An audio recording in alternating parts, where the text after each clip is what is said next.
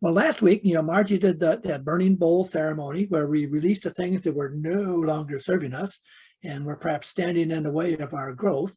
And we wrote a letter to God and mailed it off. Margie and I did our letters here and mailed them to the center so we can look forward to getting them back later in the year. And Steve, thank you so much for sharing John's letter. Man, that was, in fact, I printed out John's letter and wrote my letter to God on the back of that. So next year, when I get it, I have a remembrance of John coming there, and just kind of also set the tone for my letter. I said, well, what do I want from God? Do I want a new thing? No, I want more personal stuff, more spiritual things. So it helps set my intent for that. And I think Margie and I were talking about letters to God. We're talking about your desires for the new year, and I look at that word desire, D meaning of. Sire, Father, of the Father. Those desires that we have in our heart, I see is coming from Spirit. If we get a strong desire about something, that's saying, all right, Spirit, am I supposed to be doing that? And then, if I'm supposed to be doing it and I take the action, boom, it falls in line. And if it's a Bob sire, not instead of a D, things get a little messed up and phones aren't answered, emails aren't responded to, and so then it's probably something, an indicator that it's not from God, it's from Bob. Well, I think last week or so, Steve mailed out the white stone for our white stone ceremony. So make sure you have your little white stone handy. You got them all right. And, Steve and I talked last night. He said, you guys are going to be in Hawaii. Well, he didn't send me one, but I found one from a past white stone ceremony. Used my eraser and scrubbed off the name, so I'm ready to start afresh again. And when I do it, I usually set it on top of my computer. That way I can look back at it for the coming year. And if you don't have a white stone, just get a piece of white paper. And if you don't have a white stone, raise your hand, and Steve will take note of it and send you one. Post haste. So all right, everybody's got a white stone. So you can forget about the white paper. Well, the white stone ceremony has been kind of adopted as unity, as a tradition. And Margie and I were talking about that the other night. And I said, I wonder if other faith traditions do something similar. She says, well, they must. There's this quarry in Jerusalem that kind of puts these things out. And she says, I don't think unity is the sole supporter of that. So there's probably some other people that use this white stone ceremony. And when I checked on the internet for something, there were several sites that people had done this white stone thing. And like Marcia pointed out, it comes from this Roman custom of prisoners being released and getting this white stone to symbolize their freedom. So that's what we're looking at. We did this burning bowl, we did setting our desires. And now we're going to look to Spirit to say, all right, Spirit, what do I want to be called as I move through 2022? Is there a new name that I should be called from? Charles Fillmore, our co-founder, in his book, The Mysteries of Genesis, talked about the different name changes in the Bible and also how it's connected to the verse in Revelation of this white stone ceremony. And Charles had written this in Mysteries of Genesis. The change of name applies to everyone who changes from sense to spirit, as indicated in Revelation chapter 2, verse 17. I will give to him that overcometh sense a white stone, and upon that stone a new name is written, which no one knoweth but he that receives it. So, Charles was talking about different people in the Bible that changed their names. And the ones that came to my attention pretty quickly was, first of all, is Abram to Abraham, and Sarai to Sarah.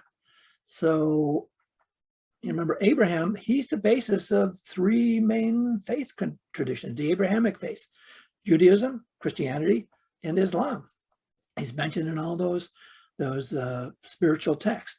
And Abram, and Sarai are out by the oaks of Mamre, and the angel visits them and tells them that they're going to move from there.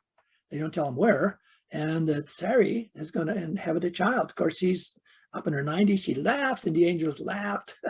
She says, not laughing, you're going to have a son.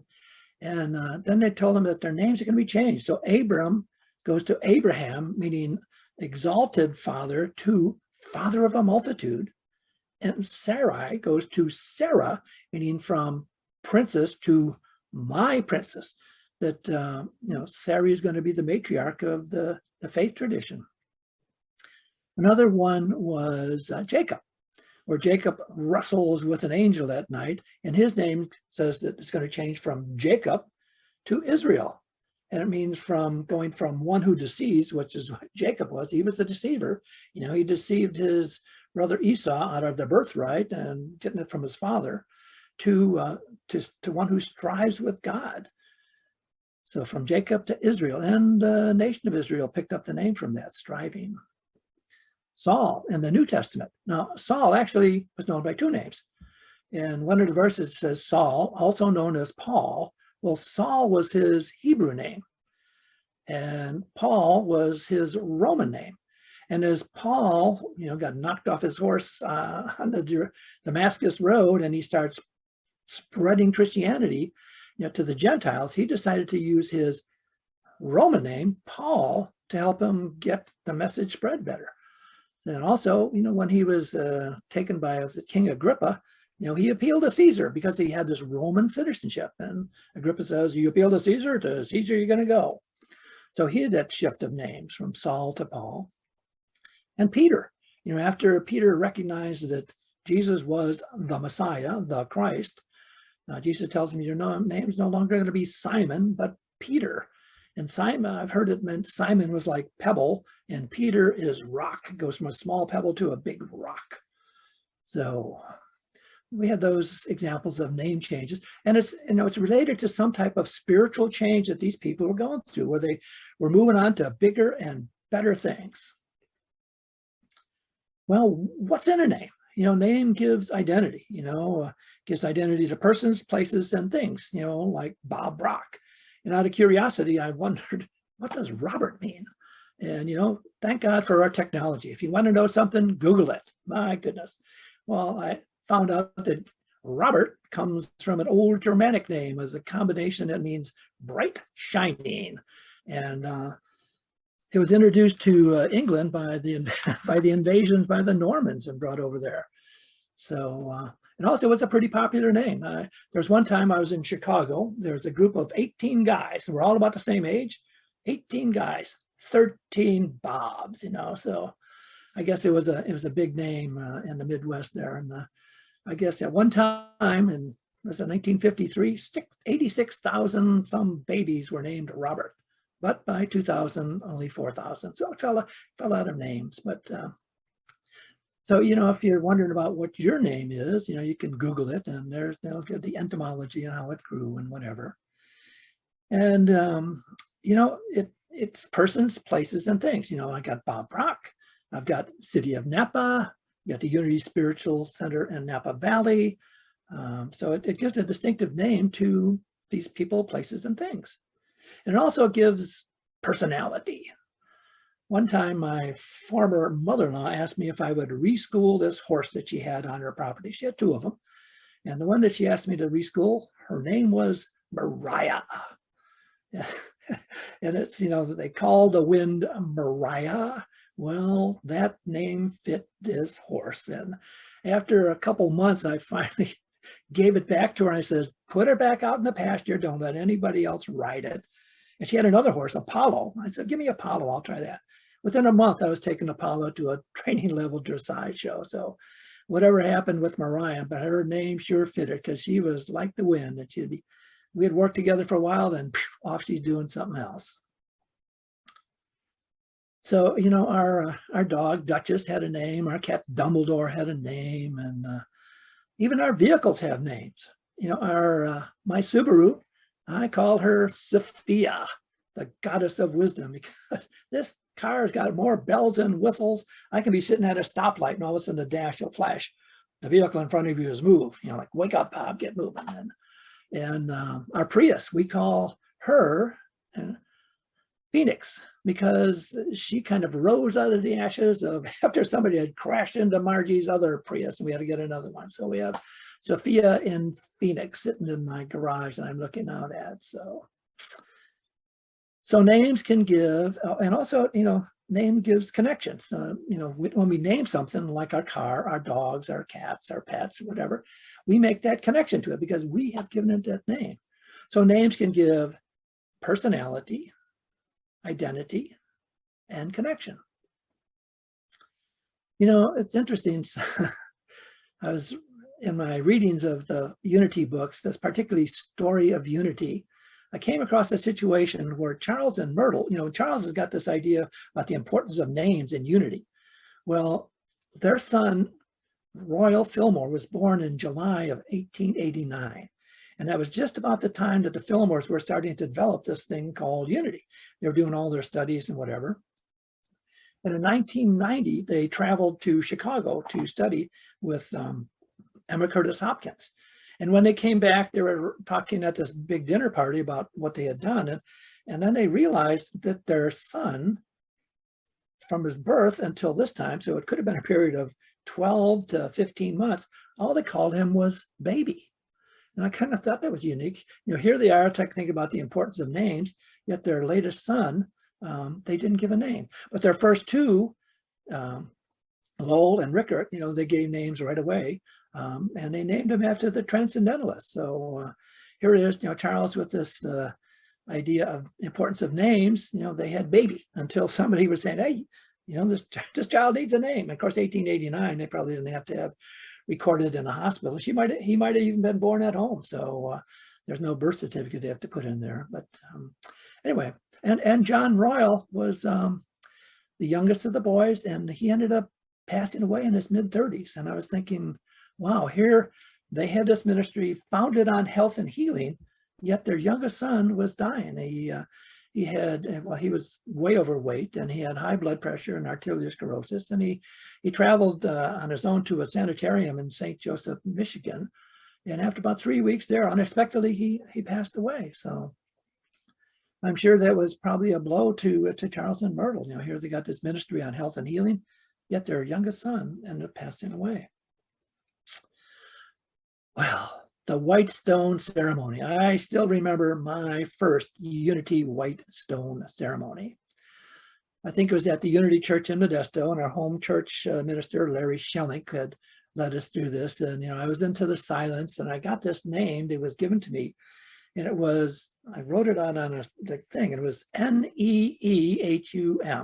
Nehum, N-E-E-H-U-M. And I thought, I wonder what that's in. And when I looked in the Bible, I knew there's a book of Nahum, N-A-H-U-M, that's a pretty substantial book in the Hebrew Bible, our Old Testament, but I couldn't find any N-E-E-H-U-M. But if I took out one of the E's, N-E-H-U-M, there actually was a Bible character called Nehum. And I went, whoa, well, this guy was a real Bible barn burner. You know, he had one verse, Nehemiah 7:7.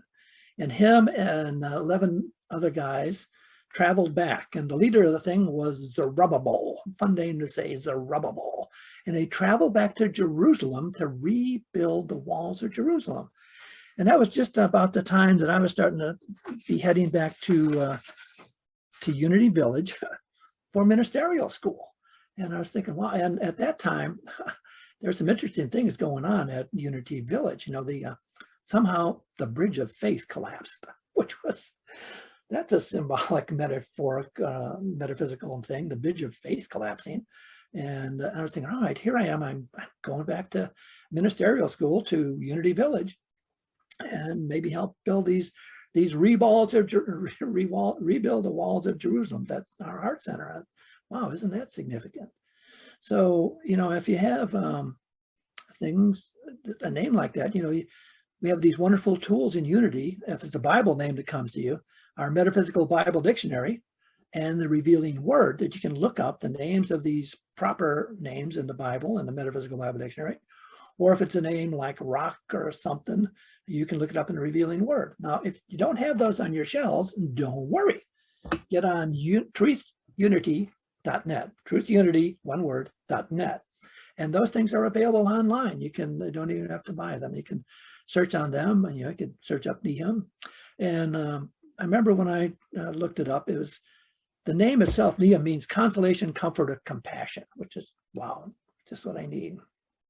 And the metaphysical definition of it was this: the relief from distress, the strengthening hope and cheer, and good that comes from one experience in when one is released from sense confusion and its results, and it's entered into the peace of knowing one's awareness with God. So wow, why that really resonated with me as I got that name from my first white stone ceremony. So Charles Fillmore, again, he had written about the change of name applies to everyone who changes from sense to spirit. And he pointed out that verse in Revelation about where one that overcomes sense, they're given a white stone that only that person knows, and it's given from spirit. So I was thinking, well, what is this thing called sense consciousness? Sense consciousness. And I was reflecting on a movie that Margie and I had watched on our Netflix called Horton and the Who. Horton and the Who. It's a child's book, and there's some great little meaning stories in these childhood books. And Horton is an elephant, and he's got this flower on his trunk, and there is it's a clover flower, and he's the only one that can hear the mayor of Whoville, which is all these little people that are living in that flower, and he's the only one that can hear it. And in the story, the kangaroo lady is kind of his nemesis, saying, hey, if you can't see it, hear it, eat it, or feel it, or whatever, it ain't real. But no, Horton, he's the only one that heard what the mayor of Whoville talking. So he listened to his reality, and the Whos of Whoville were saved. So as we move through our life in this 2020 year, we get to focus on how we perceive our reality. You don't have to have the kangaroo ladies yakking in our ear. We can kind of tune her out. Or the naysayers saying, oh, don't listen to that. You're too old to do that. You can't do that. You're not strong enough to do that. You don't have enough education to do that. Get rid of the naysayers and follow your own inner reality. This first century book of Revelation, it was written in about 95, what we call Common Era, or we used to say Anno Domini and BC, but now it's before Common Era and after Common Era. So about 95 Common Era, and it was written by a gentleman named John. Now it's not the same John that has written the Gospel of John or the letters to John. It's somebody that just took on the name John. And he wrote these letters to the 7 churches in Asia Minor. And those churches in Asia Minor can represent stages of our consciousness. So this idea of having this white stone, probably, it's that first century area. The Rome was the rulers of the world. And this custom of giving a white stone to prisoners that are released was probably in his mind, and that's why it came in there. So as we're released from our sense consciousness and go into spiritual consciousness, we get this white stone, and upon it is written a new name, a spiritual name, which we know. And you can share it or not share it. It's up to you what you want to do. So I think it's important to realize that even all the people around us, our family members, may be in one set of mentality or mindset, and move on from it. I came across a story the other day about a lady who lived in Kentucky, and for 3 generations, her family lived in this one-room log cabin in Kentucky, out in the woods, and they only had newspapers nailed to the wall for their insulation. And for 3 generations, they didn't move out of there. And finally, she did. And this fellow was interviewing, and I says, well, how come you moved out? She says, well, there's something within me that told me that I needed to move, to find the door. And her family, I'm sure, they knew the physical door to get out of this cabin, but they didn't know the spiritual door. So she was the one that had that inner revelation to go through the spiritual door and move out to something better, because that told her that, there's something better for me out there in the world. And she was able to leave what all her family had been doing, say, we've been here for years, but to move on and to move on to that. So let's move into a period of meditative reflection and listen for Spirit to give us a new name. And you might want to put your white stone fairly handy. And if you want to just sit back and relax, I'm going to do a little different guided meditation today. So if you want to close your eyes and just imagine we are located by a forest. And I know Steve has a forest background with snow on his screen there. If you want to take a quick look at that and see the trees and the snow, and if you want it to be snow or if you want it to be summer, and I think I would choose summer, someplace nice that you can walk. And imagine we're by this edge of this forest. We've parked our car at the trailhead, and we walk towards the path that leads from the trailhead into this forest. And as we stretch our legs, having sat in our car for a while to travel to this beautiful, beautiful place, we take in the sights, the sounds, the smells of the forest. Perhaps it's pine forest and we can smell the pine needles, or it's by some area of the ocean and we smell salt air. Whatever it is, we imagine and drink in those sights, those sounds, those smells of this forest. And as we walk along this path, it winds through the different areas of the forest. We pass a little babbling brook that's coming down from the area that's above us, and we can listen to the sound of the water. And as we make our way into the forest, we come to an area that looks like a little clearing area.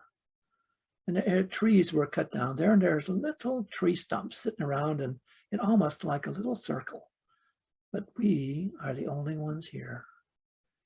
So we look around and we choose a tree stump that we want, that's really calling to us. And we walk over and we sit down on this tree stump. And as we sit there, we can feel the pressure of this tree stump on our body, our feet on the forest floor. And we mentally close our eyes and drink in the sights, the sounds, the smells. And as we breathe in, we follow the next breath down into our heart center. And we keep our attention focused on our heart center. And we know that our heart sends blood each cell of our being, and if any part of our body needs a healing hand of spirit, we imagine spirit-filled, healing-filled blood flow into that body temple of ours. And as we reflect on our life, if there's any person, place, thing, or event that needs that healing hand of spirit, we imagine it bathed in a blue-white bubble of healing energy and spirit, bringing about healing, wholeness at the right and perfect time and in the right and perfect way. And now as we turn inward to our heart center, we reflect upon what's happened in the past few weeks. We've had our burning bowl ceremony where we released the things that were standing in our way of usefulness to spirit. We've written a letter to spirit stating our desires, our of the Father thoughts of what we envision for ourselves in 2022. And now we pose another question to spirit. By what name should we be known as we move forward in this year of 2022, having released all those limiting thoughts, set forth our desires? And I'm going to ring the chime 3 times, and we're going to a period of silence of about 4 minutes or so, maybe a little more, and just listen very gently for that small, still voice to whisper the new name that we're going to write on the stone, or perhaps it appears an image on the screen of our mind, or just a thought of saying, here is your new name for 2022, as we gently move into the silence.